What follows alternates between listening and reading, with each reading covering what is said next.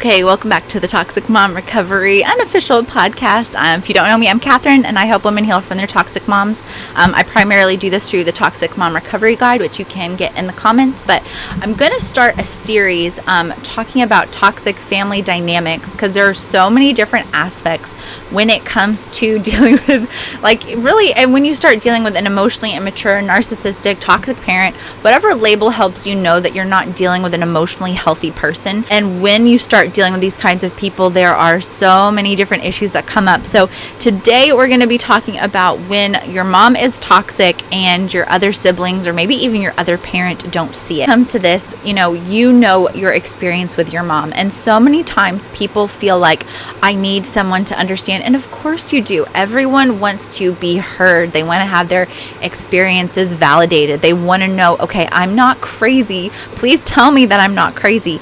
And if you grew up in an emotionally immature and a toxic family dynamic, then naturally it will be more difficult for your family to support you, for them to be able to see the dynamic because they're so part of it themselves. You know, this is something that has been created from the day that you were born, that everyone has their role. And maybe some things change a little bit, different circumstances or events, but for the most part, everyone in a family, they have their kind of specific role or these different roles that they do play. And so there's an expectation. And so if you are, starting your healing journey and you're like, oh my gosh, so many things are toxic and unhealthy, you need to know that your family isn't necessarily the first people you want to go to for this, because they're so in it themselves that unless they are feeling the pain, because really, like, a lot of times the reason we start on these healing journeys in the first place is because there is pain. There's something that's going on. There's a disconnection. You start setting boundaries. You're like, hey, actually, I don't like the way that things are going. Like, I need to set some space here. I need to set some distance away from this kind of behavior. And, if you're in a toxic family dynamic, they're not going to be able to respect that because they see it as you're threatening our way of life. You're threatening the family, and anyone who could potentially, like if it's a spouse or whoever, they're the outsider. They're the one who's causing the problems, without being able to self-reflect and say, actually, how am I playing into this dynamic? Is this really what's going on? So if your siblings don't notice that your mom is toxic, it is not your job to convince them. It's not your job to save them. I personally struggled with this a lot because I'm the oldest. It was my job to take care of everybody. And for many years, I played, the golden child role. I was the peacekeeper. I was the entertainer. And, there's this natural thing when you learn something, when you're like, oh, hey, things could be different. You want to share it with the people who are close to you, and especially your siblings. If you're seeing, hey, this dynamic or this thing is hurting you, and really part of your healing process is learning to let go of that responsibility that you feel for them. You, as much as you want to, you can't open your siblings' eyes. It's not your job. And if you try to say, hey, look at this, and they're not ready for it, it's going to cause more problems and it's going to cause more damage to your relationship with them. So really, it's if it's okay for you to do so, it's a kind of love them where they are situation. It's a, hey, I love you and I want to be close to you. And also having the boundary of, I can't talk to you about our parents because that's not healthy for me. And also, it helps keep them out of the role of them trying to play peacekeeper, them trying to be the middleman. I've had so many siblings, because I've got 5, I've had a few of my siblings who have been like, oh, well, I'm going to step into this role. And it's crazy because I can see it. I'm like, no, like, I played that role for so long. This isn't something that is your job to do. It's not your job to fix the family or to bring everyone back together. That's really between the people who the relationship is broken. So if your siblings, if they're able to have a relationship with you outside of your parents, then that's great.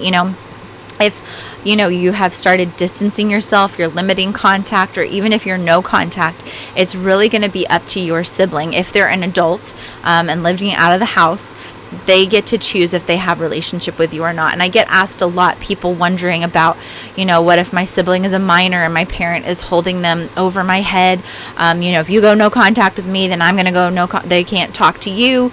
And really, that has to be a decision that you make. Like, is it more important to you to for your emotional health to take that distance, to take that space, and to let your sibling know, hey, I love you and I'm going to be here like when you get out of this, when you come through the other side.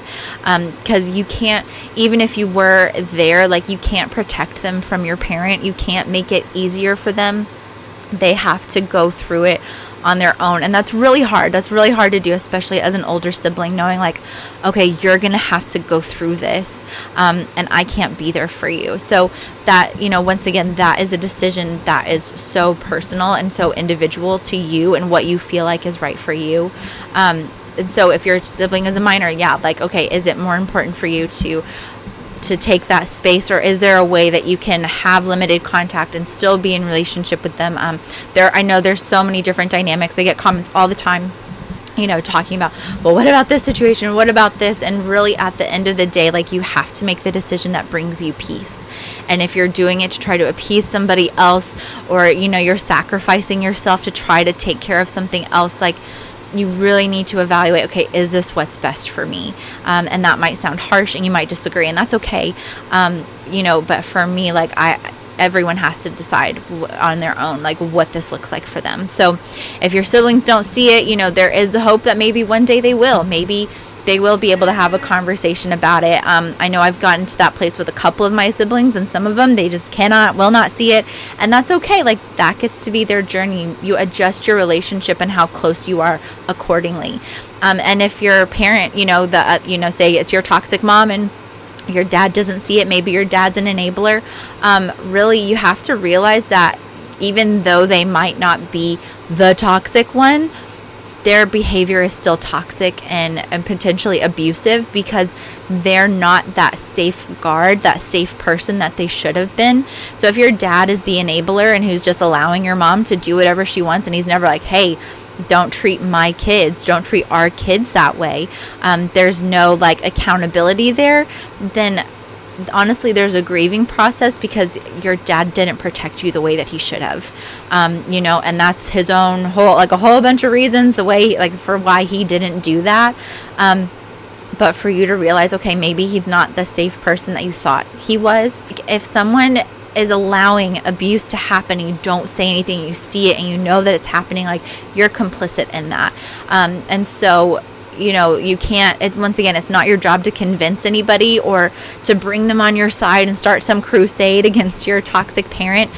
You have to, if you want to have a relationship with them, if you're wanting to, some way of moving forward with them, the relationship is going to look different. The things that you can talk about are going to be different. How close they get to be to you is going to look different. How much access they have to you and your family is going to be greatly affected by how much they are or are not able to see the toxicity.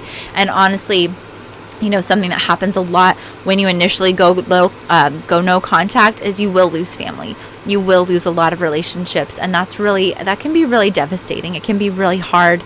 And also it's just a part of it, because they can't see it, because they're so in it, they're so in the system, they're so like, oh, well, no, it's mom didn't do this, you did this, they're so blinded by it. And so, it's not your job to tell them, it's not your job to convince them or to share with them. Your job is to say, okay, since you are this way, since you're in this dynamic, how am I going to interact with you? How am I choosing to interact? How much do you know about me? How much do we share? All of those things. There's really a lot of room for you to decide what this looks like for you. So I hope that was helpful. Leave any other questions that you might have in the comments, and we'll get to them next time, because I think we really do need to do a deep dive into toxic families, toxic dynamics, all these different aspects, because there's really so many. And as always, get access to the Toxic Mom Recovery Guide if you need help healing today, and I will see you guys next time.